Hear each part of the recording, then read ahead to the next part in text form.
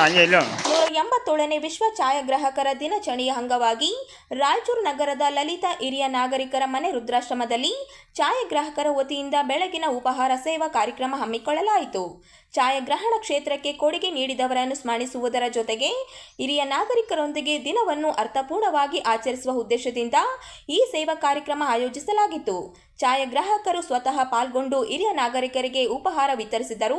ಅಧ್ಯಕ್ಷ ಅಕ್ಬರ್ ಮಾತನಾಡಿ, ಛಾಯಾಗ್ರಹಣವು ಕೇವಲ ಚಿತ್ರ ಸೆರೆ ಹಿಡಿಯುವ ವೃತ್ತಿಯಲ್ಲ, ಸಮಾಜದ ಘಟನೆಗಳು, ಸಾಂಸ್ಕೃತಿಕ ಸಂಪ್ರದಾಯ ಹಾಗೂ ಜನಜೀವನವನ್ನು ದಾಖಲಿಸುವ ಮಹತ್ವದ ಕಾರ್ಯವಾಗಿದೆ ಎಂದರು. ಕಾರ್ಯದರ್ಶಿ ಹರೀಶ್ ಯಾದವ್ ಮಾತನಾಡಿ, ಛಾಯಾಗ್ರಾಹಕರು ವೃತ್ತಿಯ ಜೊತೆಗೆ ಸಾಮಾಜಿಕ ಜವಾಬ್ದಾರಿಯನ್ನು ನಿರ್ವಹಿಸಬೇಕು. ಹಿರಿಯ ನಾಗರಿಕರ ಸೇವೆ ಮಾನವೀಯ ಮೌಲ್ಯಗಳನ್ನು ಬಲಪಡಿಸುತ್ತದೆ ಎಂದರು. ಕಾರ್ಯಕ್ರಮದಲ್ಲಿ ಹಿರಿಯ ಛಾಯಾಗ್ರಾಹಕ ಲಿಯಾಖತ್, ನರಸಿಂಹ ಜೋಶಿ, ರಾಜೇಶ್, ರಾಮನಾಯ್ಕ, ಗೋವಿಂದ, ರಾಮು, ವಾಹಿದ್, ವೀರೇಶ್, ಶ್ರೀನಾಥ್, ಅಯ್ಯಪ್ಪ, ಪಿಕಿಲಿಯಾಳ ಸೇರಿದಂತೆ ನಗರದ ಅನೇಕ ಛಾಯಾಗ್ರಾಹಕರು ಭಾಗವಹಿಸಿದರು.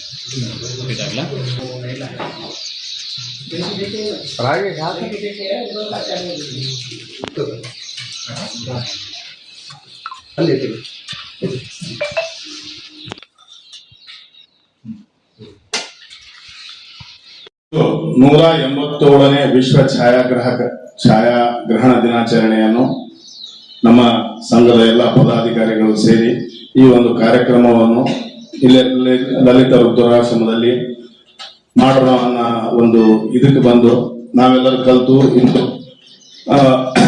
ಈ ಒಂದು ಛಾಯಾಗ್ರಹಣ ದಿನಾಚರಣೆಯನ್ನು ಆಚರಿಸಲಿಕ್ಕೆ ಇಲ್ಲಿ ಬಂದಿದ್ದೀವಿ. ಇಲ್ಲಿ ಮಾಡ್ತಾ ಇರೋದು ಏನಂತಂದ್ರೆ ವಿಶೇಷ ಏನಂತಂದ್ರೆ ನಮಗೆ ನಿಮ್ಮ ಆಶೀರ್ವಾದ ಬೇಕು. ಯಾಕಂದ್ರೆ ಹಿರಿಯರಿದ್ರಿ ಎಲ್ರು, ನಿಮ್ಮ ಆಶೀರ್ವಾದ ನಮ್ಮ ಸಂಘಕ್ಕೆ ಇರಬೇಕು ಹಾಗೂ ಎಲ್ಲ ಛಾಯಾಗ್ರಾಹಕರಿಗೆ ಇರಬೇಕು. ಇವತ್ತು ನಾಳೆ ನಮ್ಮ ಛಾಯಾಗ್ರಹಣ ಇಷ್ಟು ಕ್ರಿಟಿಕಲ್ ಅಂದ್ರೆ ಕಾಂಪಿಟೇಷನ್ ಬಹಳ ಇದೆ. ಕಾಂಪಿಟೇಷನ್ ಹೊಸಬ್ರು ಇದ್ದಾರೆ, ಹೊಸಬ್ರು ಬರ್ತಾ ಇದ್ದಾರೆ, ಹಳೆಯವರು ಇದ್ದಾರೆ, ಬಟ್ ಕಾಂಪಿಟೇಷನ್ ಬಹಳ ಜಾಸ್ತಿ ಇದೆ.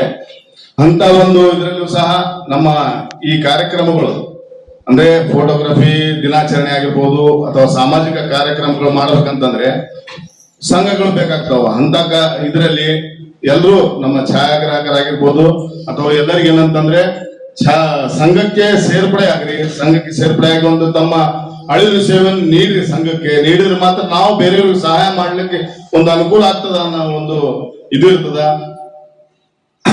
ಎಲ್ಲರಿಗೂ ಇನ್ನೊಂದು ಸಲ ನಮ್ಮ ವಿಶ್ವ ಛಾಯಾಗ್ರಾಹಕರ ದಿನಾಚರಣೆಯನ್ನು ಹೇಳುತ್ತಾ ಈ ಒಂದು ಕಾರ್ಯಕ್ರಮ ವಿಶ್ವ ಛಾಯಾಗ್ರಾಹಕರ ದಿನಾಚರಣೆ ಶುಭಾಶಯಗಳನ್ನು ತಿಳಿಸುತ್ತಾ ನಾವು 187ನೇ ವಿಶ್ವ ಛಾಯಾಗ್ರಾಹಕ ದಿನಾಚರಣೆಯನ್ನು ಎಲ್ಲಾದ್ರೂ ಸೆಲೆಬ್ರೇಷನ್ ಮಾಡಬಹುದಾಗಿತ್ತು. ಛಾಯಾಗ್ರಾಹಕರು ಕಲ್ತು ಅದು ನಮ್ಮ ಅಧ್ಯಕ್ಷರು ಕಲ್ತು ಇಲ್ಲಿ ಸೆಲೆಬ್ರೇಷನ್ ಮಾಡ್ತಿದ್ವಿ. ಮತ್ತೊಮ್ಮೆ ಇರ್ತಕ್ಕಂಥ ಪ್ರತಿಯೊಬ್ಬರಿಗೂ ವಿಶ್ವ ಛಾಯಾಗ್ರಾಹಕರ ದಿನಾಚರಣೆ ಶುಭಾಶಯಗಳು. ಧನ್ಯವಾದಗಳು. ಮಹರ್ಷಿ ವಾಲ್ಮೀಕಿ ನಿಗಮದ ಭ್ರಷ್ಟಾಚಾರ ಆರೋಪಕ್ಕೆ ಸಂಬಂಧಿಸಿದಂತೆ ಸಚಿವ ಬಿ ನಾಗೇಂದ್ರ ಅವರನ್ನು ಸಚಿವ ಸಂಪುಟದಿಂದ ಕೈಬಿಡಬೇಕೆಂದು ಆಗ್ರಹಿಸಿ ರಾಯಚೂರಿನಲ್ಲಿ ಬಿಜೆಪಿ ನಡೆಸುತ್ತಿರುವ ಅನಿರ್ದಿಷ್ಟ ಧರಣಿ 2ನೇ ದಿನವೂ ಮುಂದುವರೆದಿದೆ.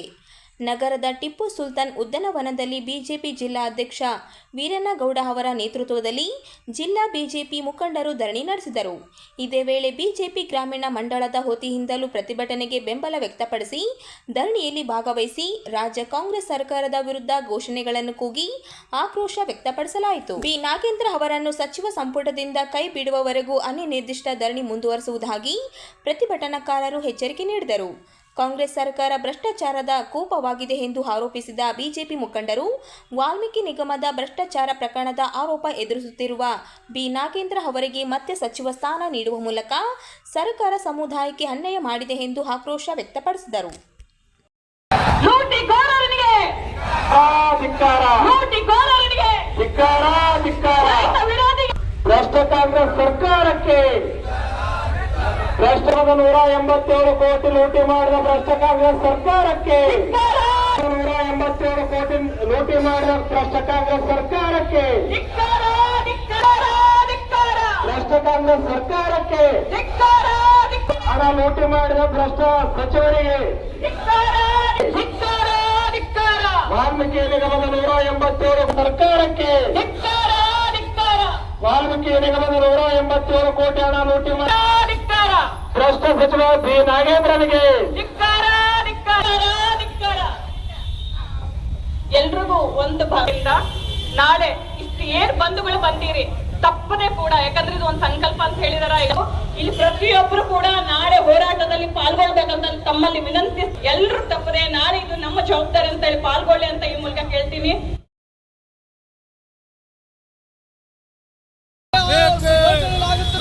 ತಾಲೂಕಿನ ತಲಮಾರಿ ಗ್ರಾಮದಲ್ಲಿ ವಿಬಿಜಿ ರಾಮ್ಜಿ ಯೋಜನೆ ಅಡಿ ಉಂಟಾಗಿರುವ ಸಮಸ್ಯೆಗಳನ್ನು ಬಗೆಹರಿಸಿ ಕಾರ್ಮಿಕರಿಗೆ ಬಾಕಿ ಹಣ ಹಾಗೂ ಸಾರಿಗೆ ವೆಚ್ಚ ಕೂಡಲೇ ಪಾವತಿಸಬೇಕೆಂದು ಅಖಿಲ ಭಾರತ ರೈತ ಕೃಷಿ ಕಾರ್ಮಿಕರ ಸಂಘಟನೆ ಮುಖಂಡರು ಇಂದು ನಗರದ ಟಿಪ್ಪು ಸುಲ್ತಾನ್ ಉದ್ಯಾನವನದಲ್ಲಿ ಪ್ರತಿಭಟನೆ ನಡೆಸಿದರು.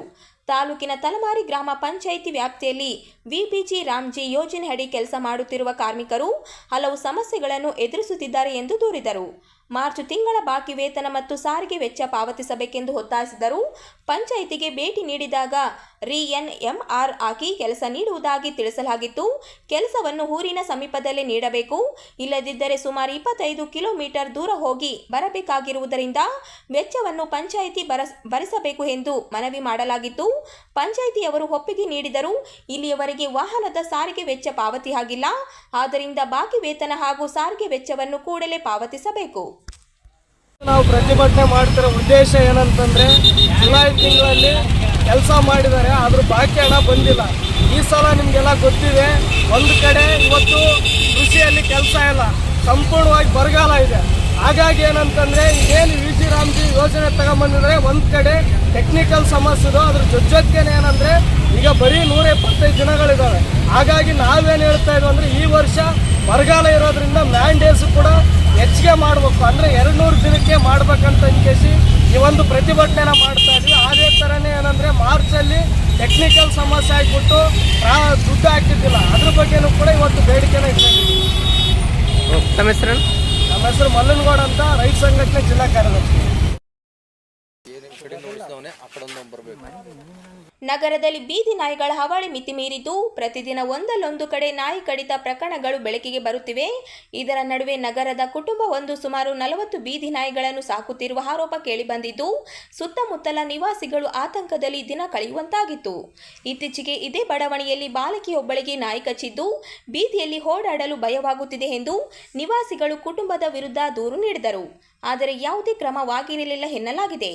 ಈ ಕುರಿತು ಸುದ್ದಿ ಭೀತರಾಗುತ್ತಿದ್ದಂತೆ ಎಚ್ಚೆತ್ತ ಮಹಾನಗರ ಪಾಲಿಕೆ ಅಧಿಕಾರಿಗಳು ನಾಯಿಗಳನ್ನು ಸಾಕುತ್ತಿದ್ದ ಕುಟುಂಬಗಳಿಗೆ ನೋಟಿಸ್ ನೀಡಿ ನಾಯಿಗಳನ್ನು ತೆರವುಗೊಳಿಸುವ ಕ್ರಮ ಕೈಗೊಂಡಿದ್ದಾರೆ. ನೋಟಿಸ್ ನೀಡಿದ ಕೇವಲ 3 ಗಂಟೆಗಳಲ್ಲೇ ಮಹಾನಗರ ಪಾಲಿಕೆ ಸಿಬ್ಬಂದಿ ಬಡಾವಣೆಗೆ ಆಗಮಿಸಿ ಸುಮಾರು 30ರಿಂದ 35 ಬೀದಿ ನಾಯಿಗಳನ್ನು ಸೆರೆ ಹಿಡಿದರು. ಬಳಿಕ ನಾಯಿಗಳಿಗೆ ರೇಬಿಸ್ ವಿರೋಧಕ ಚುಚ್ಚುಮದ್ದು ನೀಡಿ ಸಂತಹರಣ ಶಸ್ತ್ರಚಿಕಿತ್ಸೆ ಕೈಗೊಂಡು ಅವುಗಳನ್ನು ಸುರಕ್ಷಿತ ಸ್ಥಳಕ್ಕೆ ಸ್ಥಳಾಂತರಿಸಿದರು. ಬಡಾವಣೆಯಿಂದ ನಾಯಿಗಳನ್ನು ತೆರವುಗೊಳಿಸುತ್ತಿದ್ದಂತೆ ಆತಂಕದಲ್ಲಿದ್ದ ನಿವಾಸಿಗಳು ನೆಮ್ಮದಿಯ ನಿಟ್ಟುಸಿರು ಬಿಟ್ಟಿದ್ದಾರೆ.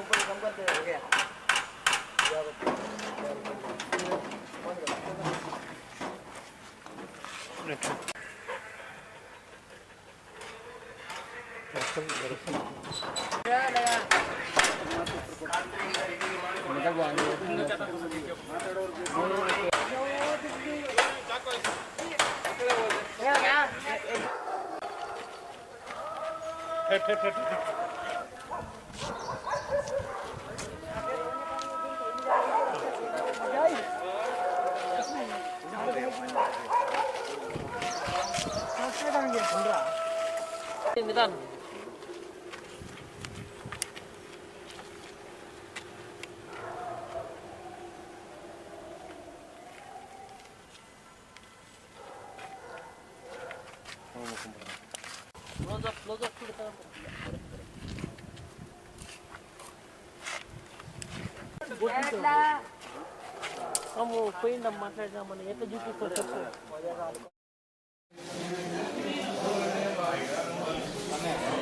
ಮಧ್ಯಾಹ್ನ ಬಿಸಿ ಊಟ ಸೇವಿಸಿದ ವಿದ್ಯಾರ್ಥಿಗಳು ಅಸ್ವಸ್ಥ ಆಸ್ಪತ್ರೆಗೆ ದಾಖಲು.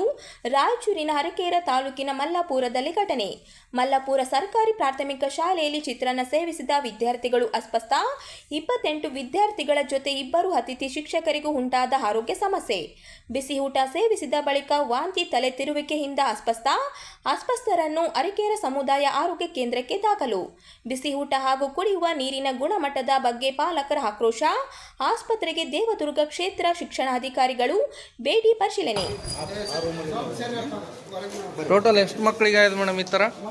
25 ಜನ ಊರಾಗಾರ್ರಿ.